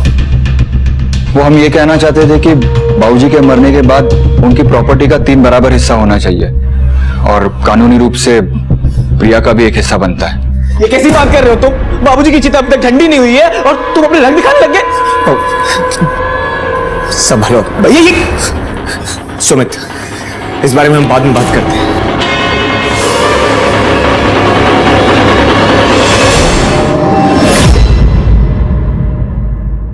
सबकी नजरों में बहुत इज्जत थी उसकी, होती भी कैसे ना, एक नंबर का ड्रामेबाज और बनावटी था वो। मतलब सब कई बार मैंने उसको किसी के साथ फोन पर खुसू खुसू करते हुए देखा था, और ऑफिस के वक्त भी बीच बीच में गायब हो जाता था 2-3 घंटे के लिए। मुझे लगा कि कोई लड़की का चक्कर होगा। अच्छा ये बताओ कि ओम किसी स्कैम वगैरह के बारे में पता कर रहा था? सर वो 2 नंबरी जर्नलिस्ट गिरीश को तो जानते ही होंगे आप। हमारे ऑफिस में भी कई लोगों को ब्लैकमेल कर चुका। आज से कुछ महीने पहले मैंने ओम को गिरीश के साथ जाते हुए देखा था। ओम की अचानक हुई हत्या ने जहां कई सवाल खड़े कर दिए थे, वहीं उसके किरदार के कई पहलू भी सामने आने लगे थे। आखिर ओम की जिंदगी से जुड़ी ये संदिग्ध महिला कौन थी? क्या ओम की हत्या से इसका कोई वास्ता था? पत्रकार गिरीश की बातों में कितनी सच्चाई थी? क्या वाकई किसी घोटाले की जानकारी ओम के पास थी, या खुद ओम किसी घोटाले को अंजाम दे रहा था? जिस रात ओम मंडल जी की हत्या हुई, तुम और सुमित कहाँ थे? जी हम दोनों उस रात अपने घर पे ही थे। अपने पिता से आखिरी बार कब मिली थी? देखो हमें तुम्हारी और सुमित की लव मैरिज और उससे जुड़े पूरे टंटे के बारे में मालूम है, तो बेहतर यही होगा कि जो कुछ भी है साफ साफ बता दो। देखिए उस बात को तो 6 महीने से भी ज्यादा हो चुका है। वैसे भी ये बात मुझे जिंदगी भर खाएगी कि मैं अपने बाबूजी के मौत से पहले उनके साथ अपने रिश्ते नहीं सुधार पाई। तुम्हारे बाबूजी की हत्या की खबर सुनकर सुमित का क्या रिएक्शन था? सिर्फ सुमित बाबूजी को अपने पिता समान मानता था। उनकी मौत की खबर सुनकर उसको भी बहुत धक्का लगा। धक्का? हमने तो सुना कि दोनों के बीच में धक्का मुक्की हुई थी। पता नहीं किस गंदी नाली के कीड़े के साथ प्यार रचाया तूने, न नाम देखा न खानदान। बाबूजी आप हमारे खानदान पे ना ही जाए तो बेहतर होगा, वरना हम भूल जाएंगे। क्या वरना? पवन तो हाथ चल। बाबूजी ने बोला बाहर निकले। चल बाहर में। और सुमित धमकी देकर भी गया था। बहुत हो गया, अगर हमने हमारी तमीज छोड़ दी ना तो बहुत बुरा होगा। दिखाती ना इसने औकात, इसलिए कहा था चलो चलो तुम लोग अंदर चलो। बाबूजी मेरी बात सुनो। बाबूजी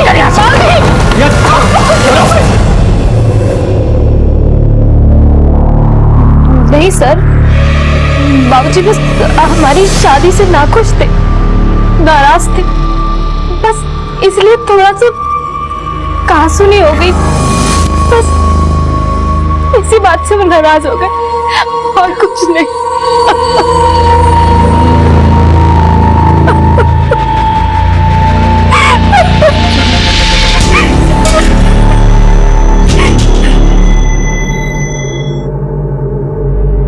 तुम उस रात कहाँ थे?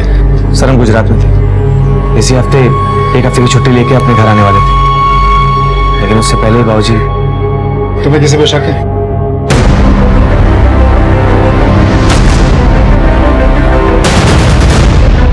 सर हमने अपने ससुर जी को नहीं मारा, हम तो बस वो मामूली से लाइफ इंश्योरेंस एजेंट है सर। तो लाइफ इंश्योरेंस करते करते अपने ससुर जी का लाइफ इंश्योरेंस क्लेम करने का भी प्लान बना लिया। सच बता, तेरे ससुर ने तेरी और प्रिया की शादी को नहीं माना था, इसी बात से चिढ़कर उसे मरवा दिया ना? साहब ये सब बदला का कहानी टीवी और फिल्मों में ही अच्छा लगता है, असल जिंदगी में तो कोई भी इसे बेबुनियादी मानेगा ना साहब। और तेरे लालच की बात भी बेबुनियाद है। लालच साहब? कौन सा लालच साहब? बोला मत बन, हेमंत ने सब कुछ बता दिया। तेरे ससुर की चिता की आग ठंडी भी नहीं हुई थी और तूने प्रिया के भाइयों से प्रिया के हिस्से की बात करना शुरू कर दिया था। बात यह है कि हमारी माली हालत ठीक नहीं है, तो हमने सोचा कि बाबूजी के जाने के बाद उनकी सारी संपत्ति, सारे पैसे दोनों भाई आपस में ही बांट लेंगे, हेमंत और पवन। तो हम बस यही चाहते थे कि एक हिस्सा प्रिया को भी मिल जाता, तो हम उन पैसों से कुछ एक धंधा कर लेते साहब। सर हमें तो बस बाबूजी के मरने के बाद होने वाले फायदे का लालच था, लेकिन हमने बाबूजी को मारा नहीं है। सर एक मिनट। सर ये रहे सबके कॉल रिकॉर्ड्स। वो गिरीश का क्यों? सर ये देखिए, ये रहे उसके रिकॉर्ड्स।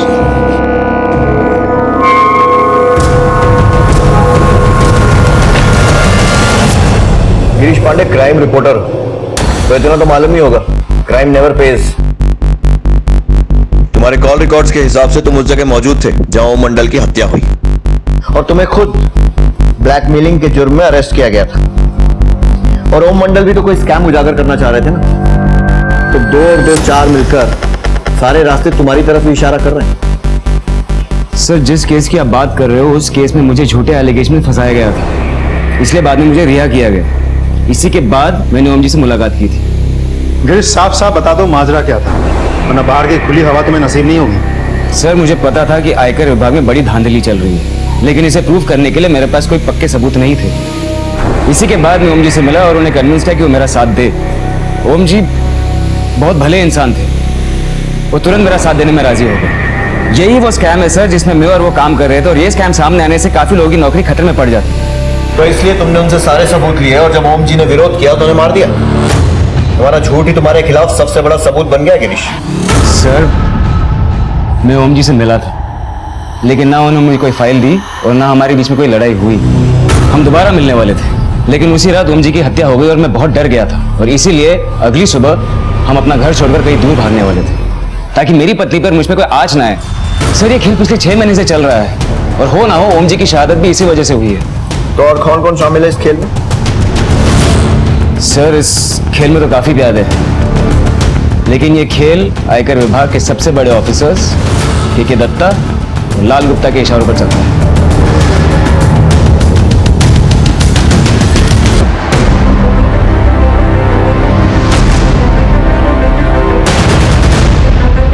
कुछ मिला मनोज? सर, पूरा घर छान मारा, कुछ नहीं मिल रहा है।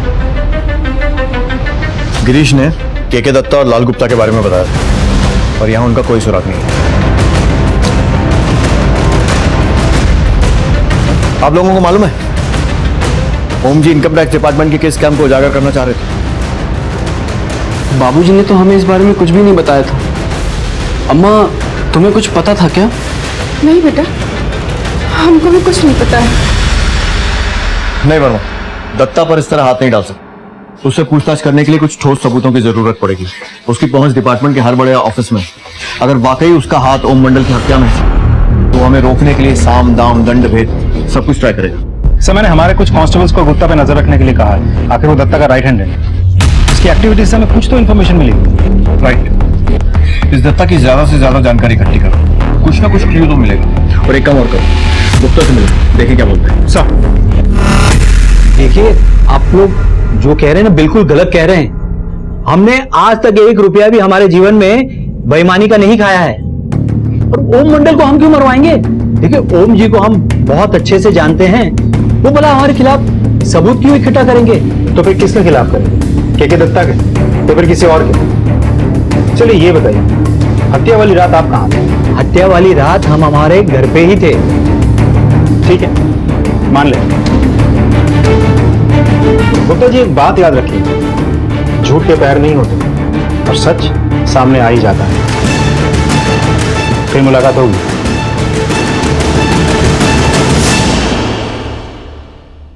सर, हाँ वर्मा, मैं इनकम टैक्स ऑफिस गया था, लाल गुप्ता से बात हुई मेरी, लेकिन वो जैसे बात कर रहा था मुझे ऐसा लगता है वो हमसे कुछ छिपा रहा है। वर्मा, इस लाल गुप्ता की सारी हिस्ट्री खोद निकालो, उसकी एलाबाई, कॉल रिकॉर्ड, सब कुछ। अच्छा, वो मिश्रा ने दत्ता के बारे में पता किया? सर, सरप्राइजिंगली दत्ता खुद आपसे मिलना चाहता है।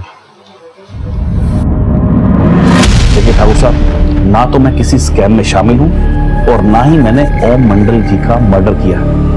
आप चाहें तो अपने तरीके से इसकी जांच करवा सकते हैं। आपको क्या लगता है ओम मंडल को किसने मारा होगा? ये तो हम नहीं बता सकते, लेकिन एक काम की बात आपको बता सकता हूं। जिस स्कैम की आप बात कर रहे हैं ना, इस स्कैम में ओम मंडल खुद लिप्त है। क्या आप चाहें तो उनके बैंक अकाउंट चेक कर सकते हैं, आपको खुद ब खुद इसकी जानकारी दे देगा। अब आप ही बताएं कि एक सीधे साधे इंसान का ये टेढ़े तिरछे जन्म से क्या संबंध हो सकता है? अम्मा, हमें ना हर हाल में ये बात सबसे छुपा कर रखनी होगी। अगर किसी को पता चल गया है ना तो बवाल हो जाएगा।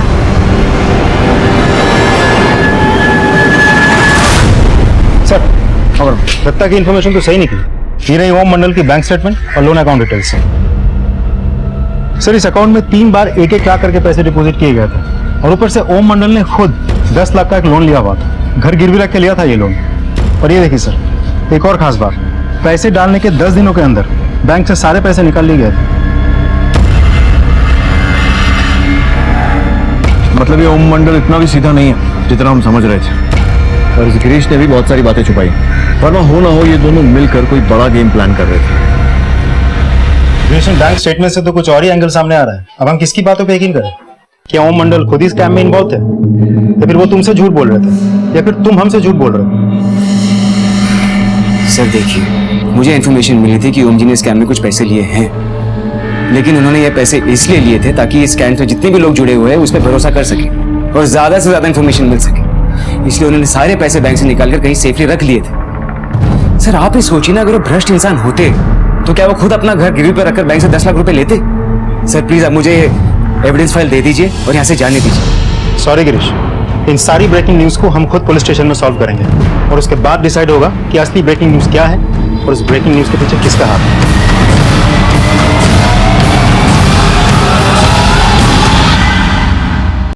सर ये है हमारे घर के मॉर्गेज पेपर। बाबूजी ने लोन हमारे लिए ही लिया था। हमें एक स्पेयर पार्ट्स की दुकान खोलनी थी तो हमें कुछ पैसों की जरूरत थी। बाबूजी, यूपीएससी की परीक्षा तो हम 32 साल की उम्र तक देते रहेंगे, लेकिन ऐसे घर पे बैठ के क्या करें? और कुछ दिनों में तो हमारी नेहा से भी शादी हो जाएगी, तो हम सोच रहे थे कि एक स्पेयर पार्ट्स की ना छोटी सी दुकान खोल ले। कुछ आमदनी होगी तो अपने पैरों पे भी खड़े हो जाएंगे। तो अगर कुछ पैसे मिल जाते। मैं देखता हूँ मैं तुम्हारे लिए क्या कर सकता हूँ। बाबूजी इन्हीं पैसों से हमारी मदद करने वाले थे। और वो 3 लाख रुपए जो 1-1 लाख करके उनके अकाउंट में आए थे, उसका क्या? सर ये बात शायद अम्मा को पता होगी। बाबूजी ने इन 3 लाख के बारे में हमें कभी नहीं बताया। इन्होंने 10 लाख रुपया कर्जा लिया था, लेकिन 3 लाख रुपए के बारे में हम लोग को कुछ नहीं पता है। प्रिया के पापा बहुत ईमानदार थे। तो फिर वो रिश्वत के 3 लाख रुपए कहाँ गए? आपके पति का किसी और बैंक में भी अकाउंट? हम लोग को नहीं पता है सर। ठीक है, सर ओम मंडल के ऑफिस ड्रॉर्स की तलाशी करो।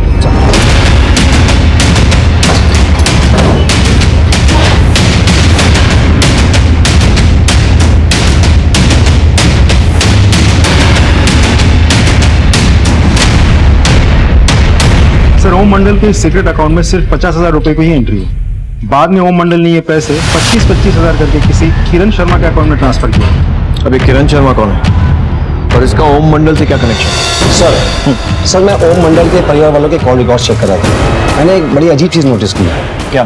सर ओम मंडल की हत्या वाली रात ओम का बड़ा बेटा हेमंत गुजरात में नहीं बल्कि यहीं मुंगेर में था। तुम्हारी जेब में पड़े इस छोटे से मोबाइल ने तुम्हारी पोल खोल दी। अब सच सच बता दो कि हुआ क्या था। सर हमने कुछ गलत नहीं किया। हमारी अम्मा को हमारे ससुराल वाले बिल्कुल पसंद नहीं, इसलिए जब भी अपने ससुराल जाते तो अम्मा को कुछ नहीं बताते। एक झूठ बोलकर अगर अम्मा के हरकम से बचा जा सके तो इसमें बुराई क्या है सर?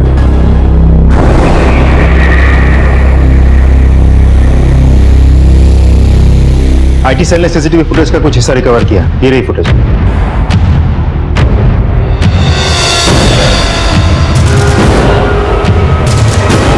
इस फुटेज में जो बाइक नजर आ रही है, ऐसी तो सैकड़ों बाइक्स होंगे शहर में। सर ये देखिए, इस बाइक का जो नंबर प्लेट है इसका 3 डिजिट तो ठीक से विजिबल तक नहीं है। हम खूनी तक पहुंचेंगे कैसे? वर्मा एक रास्ता है, थोड़ा लंबा है लेकिन सीधा मंजिल तक पहुंचाएगा। मतलब ये कि ये देखो, इस सीरीज के आगे के सारे नंबर दिख रहे हैं, सिर्फ आखिरी के 3 नंबर बचे। राइट, मतलब 999 रजिस्ट्रेशन। और उन 999 रजिस्ट्रेशन में इस तरह की गाड़ियों का रजिस्ट्रेशन गिने चुने होंगे। निकालो जितने भी, हमारा शिकार वहीं मिलेगा। सब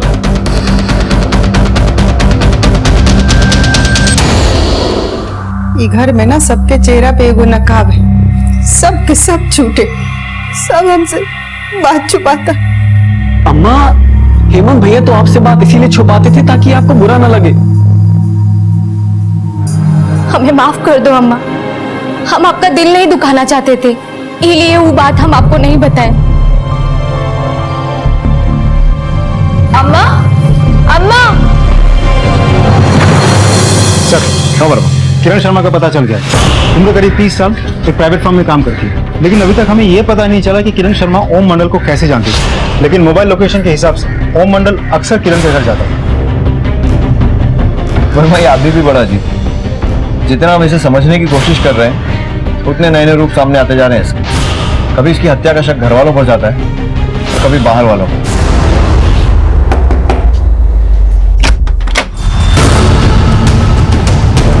जी सर।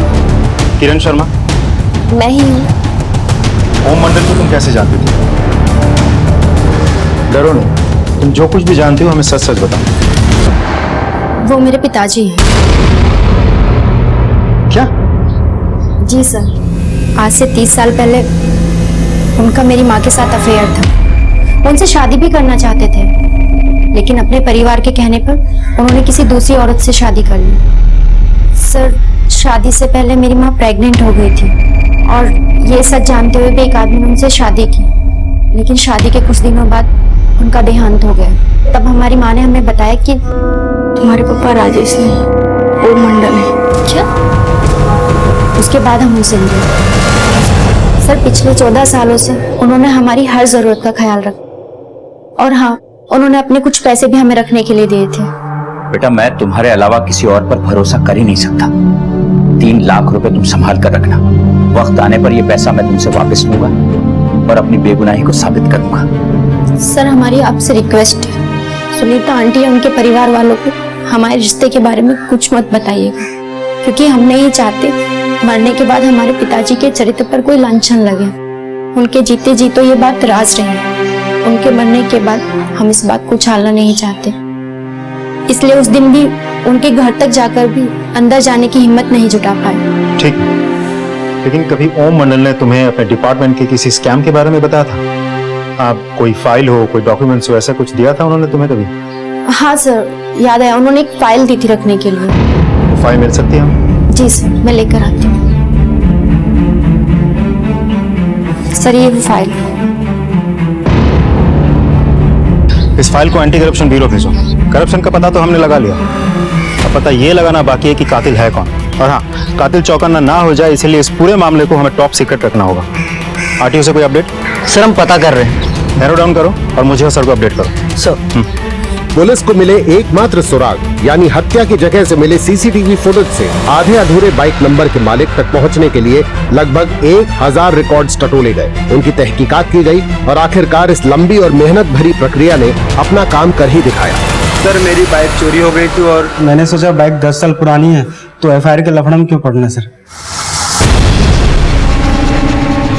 अंदर बिठा सर। मिश्रा, वसीम झूठ बोल रहा है। इसके घर की तलाशी लो। जी बिल्कुल।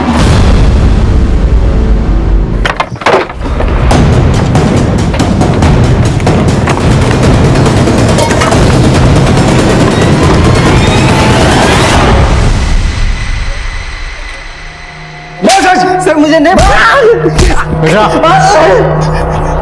क्या रे वसीम? सर, बाइक मैंने रवि को बेची थी सर। जिस बाइक के लिए लोग 20,000 देने को तैयार नहीं थे सर, उस बाइक के लिए रवि ने मुझे 50,000 दिए थे। क्यों? मुझे नहीं पता है सर। तेरा यार दोस्त रवि कहाँ मिलेगा?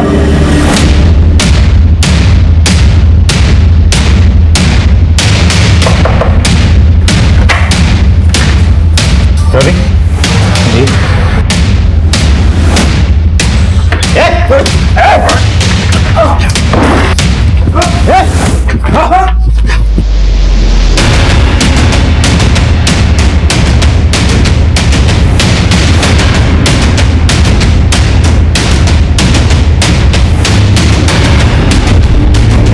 पुलिस ने कत्ल के मास्टरमाइंड का पता लगाने के लिए रवि से जुड़े हर इंसान तक पहुंचने की कोशिश तेज कर दी।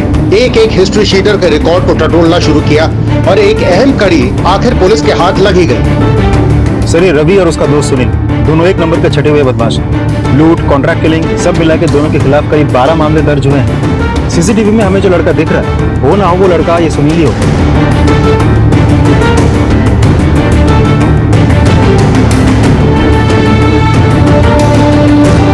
सुनील किधर रहता है? सर, वो इस तरफ रहता है सर।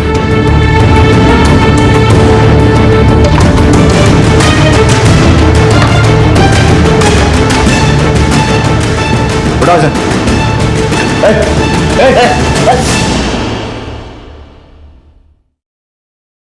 सर ये तो कुछ बोलने को तैयार ही नहीं है। ये रवि और सुनील दोनों के इंटायर कॉल हिस्ट्री चेक किया मैंने, सब साफ है। देखो सर, रवि और सुनील ने अब तक कुछ नहीं बोला है और मुझे किसी भी हालत में इस हत्या के मास्टरमाइंड चाहिए। तो अब सिर्फ दो ही रास्ते बचते हैं, या तो तू हमें सब कुछ सच सच बता दे या फिर तुझे भी इस मर्डर के केस में अंदर कर दे। सर सुनील और रवि को सर अब तक सुपारी का पूरे पैसे नहीं मिले होंगे सर, इसी वजह से उनके मुंह पे ताले लगे। अगर सर वो आपको सुपारी देने वाले का नाम बता दे, उनको पैसे कौन देंगे सर? ये सब तुझे कैसे पता? सर हम उनके साथ रहे सर, इसलिए हमें पता है सर। लेके जाओ सर। वर्मा का शक्कर का पता लगाना है तो चीटी को खुले में छोड़ना ही होगा। सुनील, खुशखबरी है तेरे लिए, साहब ने तुझे छोड़ दिया। अब क्या करे, सीसीटीवी फुटेज में तो दिख नहीं रहा है, तेरे खिलाफ हमारे पास कोई सबूत है नहीं। ऐश कर। सर हम पहले ही बोले थे, हमने कुछ नहीं किया सर। जा। धन्यवाद सर।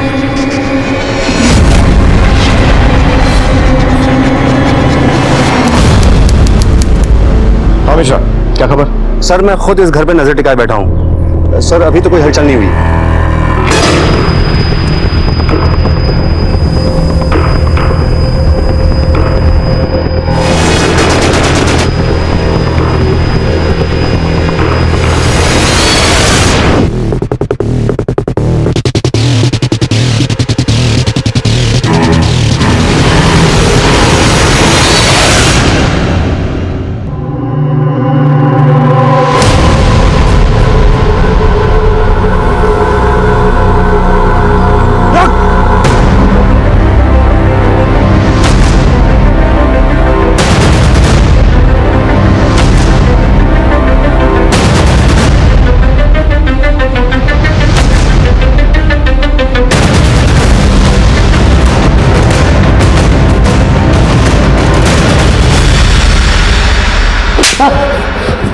चल बता, क्यों मारा अपने बाप? सर हम ना अगले हफ्ते 26 साल के हो जाएंगे, लेकिन अगर हमने अपनी जिंदगी में कुछ देखा है तो वो है यूपीएससी के फेल का रिजल्ट। कुछ ही महीने में हमारी नेहा से शादी हो जाती, और सर अगर शादी होती तो जिम्मेदारी भी बढ़ती ना।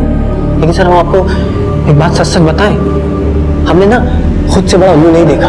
एवं भैया गुजरात में कमा रहे थे, बाबूजी के पास सरकारी नौकरी थी, और हमें तो घर से निकलने से पहले भी 100 रुपये मांगने पड़ते थे सर।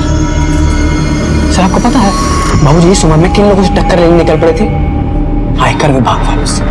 लगे थे किसी फिल्मी मिशन पे कि एक दिन पूरे स्कैम का पोल खोल देंगे और बन जाएंगे देश के हीरो। कि आयकर विभाग वाले बाबूजी को तो ठिकाने लगाते ही लगाते हम लोग अभी जीने मुहाल कर देते सर। तो इसलिए तूने सोचा कि इससे पहले वो ठिकाने लगाए तू ही? नहीं सर नहीं, अभी हमारी बात पूरी कहाँ हुई है सर। इतने सालों से बाबूजी पूरे परिवार की आंखों में धूल झोंक रहे थे, लेकिन हमें पता चल गया था कि बाबूजी की एक और बेटी है। पिछले 14 सालों से उसी का तो खर्चा पानी संभाल रहे थे। बेटी, काश मैं सारी दुनिया के सामने ये कह पाता कि तुम मेरी बेटी हो। सर पैसों की जरूरत हमें थी, बाप की जरूरत हमें थी, नौकरी की जरूरत हमें थी, इन सब पे सिर्फ और सिर्फ हमारा हक था। नेहा के घर वाले हमारे हाथ में उसका हाथ कभी नहीं देते सर, इसीलिए हमने ये रास्ता चुना ताकि बाबूजी की हीरोगिरी खत्म हो जाए और हमारी जिंदगी संवर जाए। और अनुकंपा नौकरी मिल जाए, इसलिए तुमने अपने बाबूजी को मार दिया? हाँ सर बिल्कुल, इसी मकसद को अंजाम देने के लिए हम रवि से मिले। गुरु 2 लाख लगेंगे। अरे इतना पैसा नहीं है हमारे पास। अरे तो जिसको लुढ़काना है उसी से मांग लो। मतलब? अरे अपने बाप से मांग लो, बेटे होंगे, इतना तो दे ही देंगे। लेकिन सर बाबूजी को तो पता ही नहीं था कि हम उन्हीं के घर के कागज गिरवी रख के उन्हीं की चिता सजा चुके थे, और हमने ये लोन जानबूझकर बाबूजी के नाम पे लिया था ताकि उनके मरने के बाद हमें ये लोन भरना न पड़े। और रवि बाबूजी को मारने का अवसर ही तो ढूंढ रहा था। उस रात हमने बाबूजी को फोन पे बात करते हुए सुन लिया था। अच्छा, वहीं या 3 रास्ता मिलता है स्टेशन के पास? ठीक, मैं अभी आता हूं।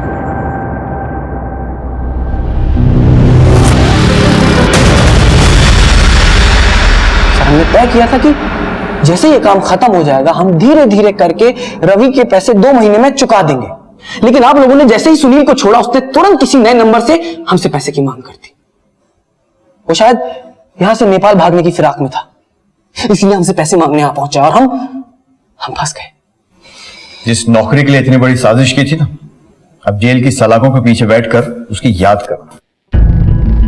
पवन की विकृत सोच ने उसकी जिंदगी बदल कर रख दी। इन सारे मामलों में सबसे ज्यादा नुकसान में रही सुनीता, जिसने अपना पति खोया, बेटा खोया। लेकिन ओम की मेहनत और खून दोनों ने ही अपना रंग दिखाया और टैक्स डिपार्टमेंट का स्कैम अब हर न्यूज चैनल और न्यूज़पेपर की ब्रेकिंग न्यूज बन चुका था और पुलिस ने मुजरिमों को गिरफ्तार कर लिया। जो पिता अपना ही मकान गिरवी रख के अपने बेटे को कारोबार के लिए रकम दे सकता था, वही पिता शायद खुल के बात करने पर पवन की हर समस्या का समाधान भी दे सकता था। इसलिए आपस में खुल के बात करना बेहद जरूरी है। क्राइम पेट्रोल के ऐसे ही मजेदार एपिसोड्स देखने के लिए हमारे चैनल को सब्सक्राइब करें